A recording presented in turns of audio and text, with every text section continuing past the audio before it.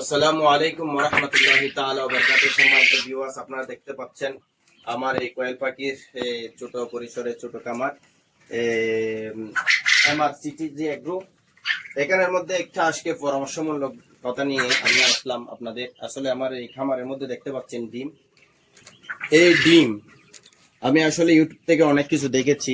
100% বা 95% ডিম নেওয়ার জন্য কিভাবে কি করতে হয় তারা মানে অনেকগুলো ওষুধের নাম দিয়েছে।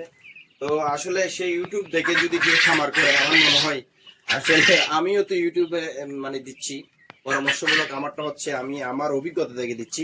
তো আসলে সেদিকে যাচ্ছি না, যে দিচ্ছে ইনশাল্লাহ। আমার এই ডিম দেখতে পাচ্ছেন এই খাবারের মধ্যে আমি 99% ডিম পাচ্ছি।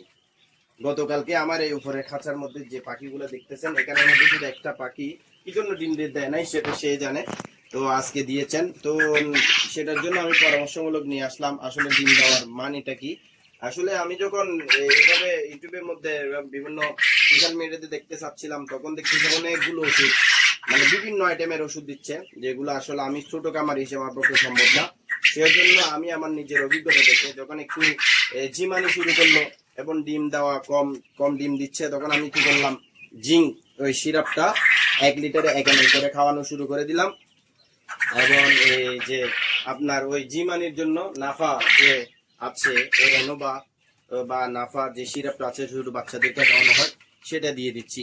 সেটা দেওয়ার ফলে আলহামদুলিল্লাহ আমার কোয়েল পাখি 100তে 90% ডিম দিচ্ছে। তো সকলে দোয়া করবেন যেন এভাবে থাকে পাখিগুলো, এটা এইভাবে মাধ্যমে আমি এগিয়ে যেতে পারি। আসসালামু আলাইকুম ওয়া রাহমাতুল্লাহি তাআলা।